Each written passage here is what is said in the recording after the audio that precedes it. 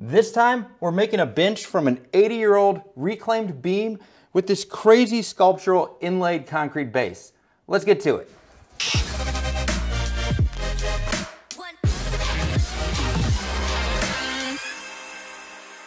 So this reclaimed beam is actually being reclaimed again from a floor lamp that I built last summer. I guess that would make it double reclaimed. So this impractically huge lamp had just been sitting in the corner and I'd been putting off breaking it down because of the lamp's huge size. But I finally just put my mind to it and made myself disassemble it and get the beam down to my shop.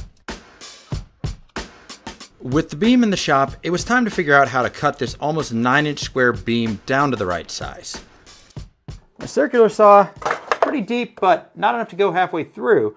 So I'm just gonna go as much of the way through as I can with the circular saw, and then I'm probably gonna use a Japanese saw or figure it out. We'll figure out how to get it apart.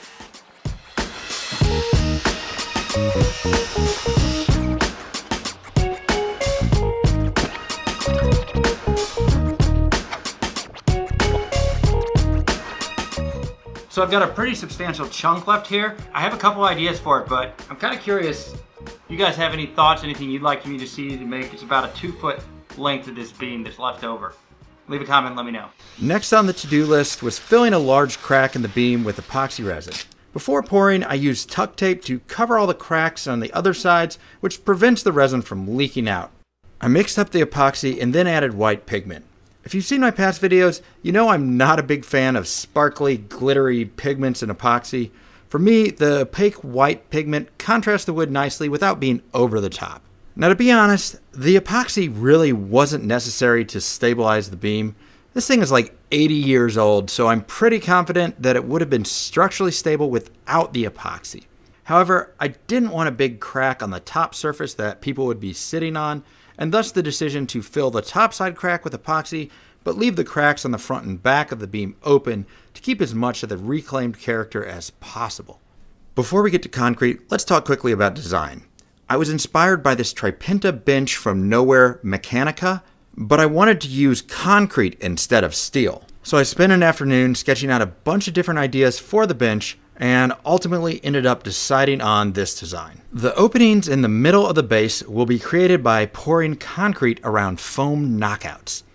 Since I need 9 copies of each foam shape, I decided the easiest way to cut the foam was with my X-Carve CNC.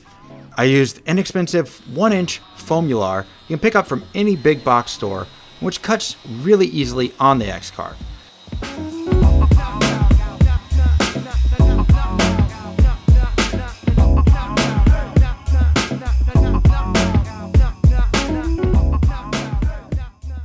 So for the form, I need to make each of these stacks into one solid piece. And I'm gonna try a new technique for this. First thing I'm gonna do is use some spray adhesive to stick all these pieces together. Then I'm gonna come back with some joint compound to fill in all the gaps. After that dries, I'm gonna come back with a layer of brush-on epoxy that I can then put some form release agent on. Using the spray adhesive on foam, I had to be pretty careful since the spray will dissolve some of the foam. I found it best to spray lightly and let the adhesive sit for 30 seconds or so to allow the solvents to evaporate, which reduces the dissolving effect of the spray adhesive. If you have more time than I did, then silicone caulk would be a safer way to go. The joint compound did a great job of filling gaps between the foam surfaces and leveling out places where I didn't align pieces perfectly when gluing them up. I ended up doing 2 coats of joint compound, sanding in between each to level everything out. After sanding the second coat, I mixed up some more epoxy to brush on a waterproof layer. And I finally found a good use for glittery epoxy pigment. By using the blue pigment here, I could more easily see where I'd already brushed on epoxy, which made it easier to ensure complete and even coverage. And to get an even coverage on the second coat, I used a pink pigment that contrasts with the blue pigment from the first layer.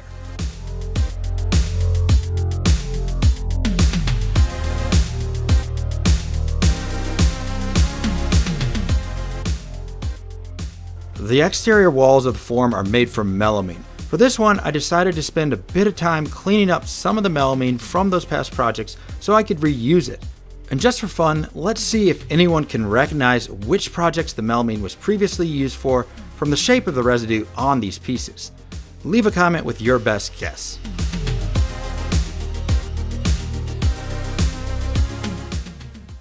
So the tops of these two pieces right here, those need to be in a straight line so that the base will sit flush against the bench. To ensure this, I sketched out a reference line on the melamine. I then arranged the foam knockouts in their correct positions and traced their cross sections on the melamine. This way I can be sure I'm gluing the foam to the melamine in the correct locations. Now I want the concrete base to be the same width as the beam, so I used the beam itself to set the table saw up to cut the sides of the form. I then worked my way around the form, measuring the bevel angles and cutting the side pieces to their exact final length as I went.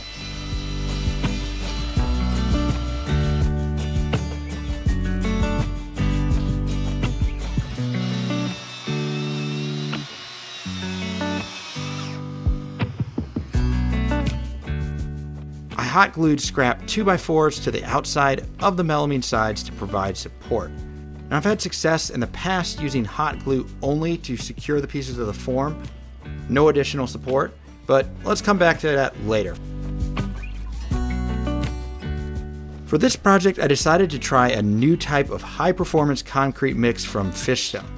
The mix is super flowy, which is great for the deep form, but is also super strong, so I can do 1-inch thick concrete with zero worries. With this mix, the concrete will be about 18,000 psi or so, way stronger than big box store concrete, which is usually 3,000 to 6,000 psi. I'll have links in the description for those of you that are interested. By the way, if you're confused by the orange pigment that I'm mixing in here, you're not crazy. I didn't change the color in Photoshop for the video thumbnail. It'll all make sense in a minute, just keep watching.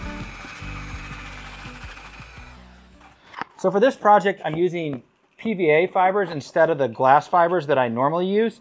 And these are good for this project because they won't show through on the surface of the concrete like glass fibers can. And since we're pouring all at once with no face coat, that's going to be a good thing here.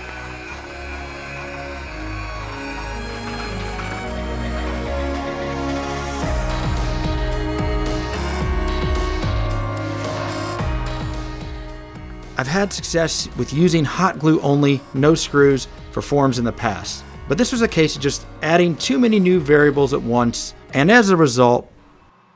Alright, well, total failure. I'm not sure how to save this. It just busted. I think the quickest solution will be actually to tear this apart.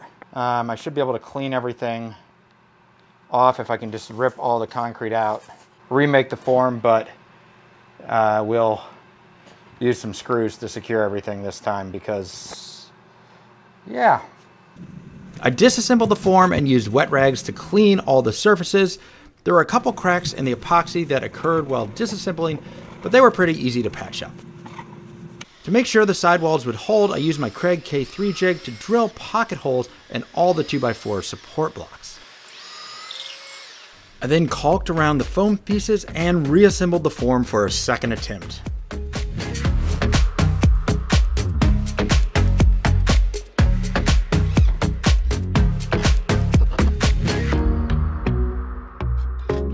Also, wasn't feeling the orange, so decided for this one, I'm gonna switch it up and just do black.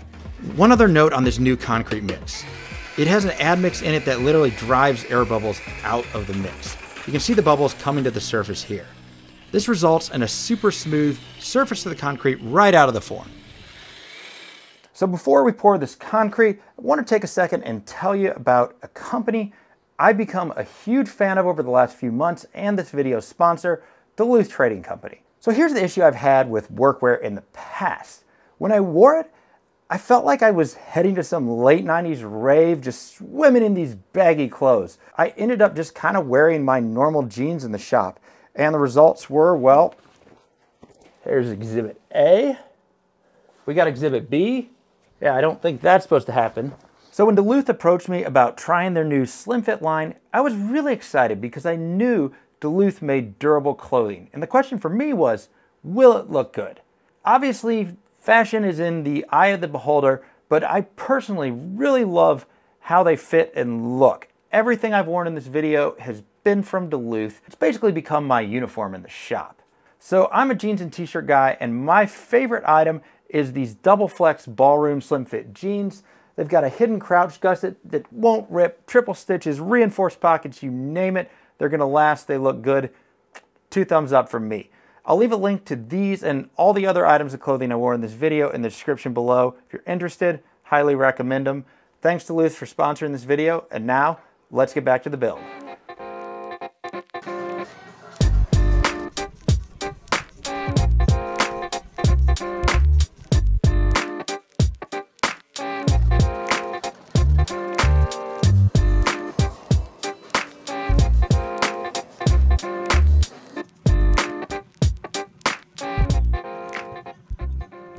While the bubble reducing admix does a great job, it's still possible for surface tension on the side walls to catch bubbles, so I periodically use the stick to push the mix down the sides, freeing any bubbles from the sides to float up and out. After filling the form completely, I used a trowel to level out the surface and then left the mix to cure. At about 6 to 10 hours after pouring, depending on temperature, concrete reaches an in-between stage where it's solid but still soft. I took advantage of this in-between state and used a trowel to scrape the top level with the sides of the form. This is much less messy than using an angle grinder later on. Then, after a full 24 hours had passed, I came back with diamond sanding pads and my Surf Prep sander to smooth the edges up to 200 grit. Now it's time for Concrete Christmas, removing the form to see what I had. The foam was stuck to the melamine base pretty well, but fortunately the strength of this mix allowed me to get pretty brutal with the mallet to knock the base off, without fear of chipping the concrete.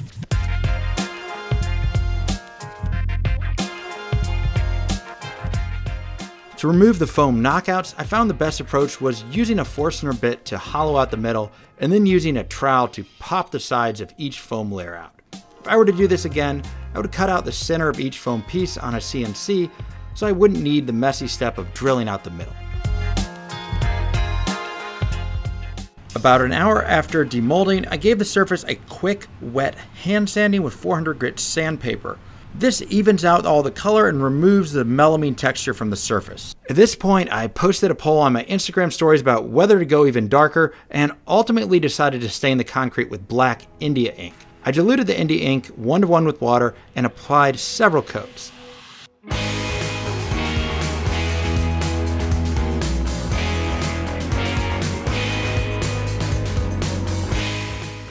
The next morning, I came back with a satin acrylic sealer to give the concrete surface a nice finished look.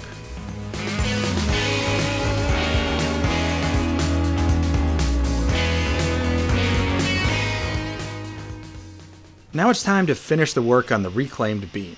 I was a bit worried about how I was going to sand the epoxy flush with the wood without losing that great reclaimed character. Fortunately, it turned out to be fairly simple. I started with a bench plane and knocked down most of the excess epoxy by hand. With most of the epoxy removed, I could switch to a foam sanding pad on my Surf Prep to smooth everything out. And this foam pad is really gentle and preserved the natural look. And to keep the natural look with the finish itself, I just used a couple layers of paste wax. The last major step is figuring out how I'm going to cut out that big V-shaped cavity that's going to mate with the shark fin shape in the concrete base. So I cut out a template of the concrete base using an old signboard I had lying around. I'm just going to hold that up and trace that onto the beam so that I know where to cut. I'm not sure the exact process I'm going to use to hog out this cavity for the concrete base.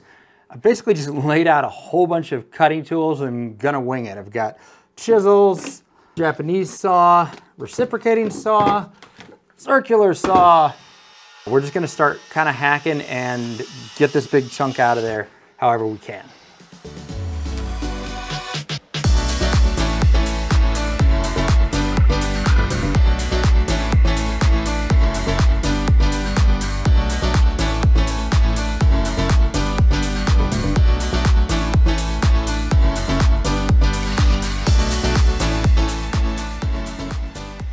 I also cut the V-shape outline using the circular saw.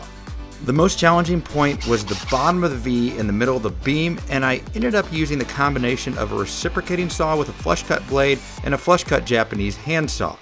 Again, this is a kind of rustic industrial piece, so accuracy doesn't have to be perfect here. The last step before we get to the strength test is just to use construction adhesive to attach the beam to the concrete base.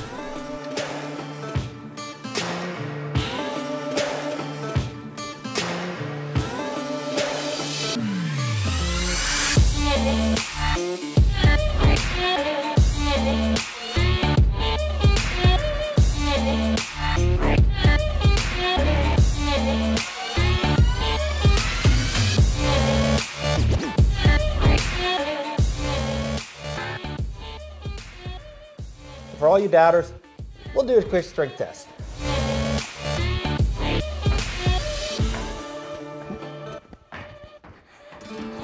Try not to fall off. So pretty darn strong. And I'm happy how it came out. If you dug this project, I've got a whole bunch of other concrete projects right up there. You'll dig them too. Make sure to subscribe and bell. Smash that like button. That's it for this time, and I'll see you next time.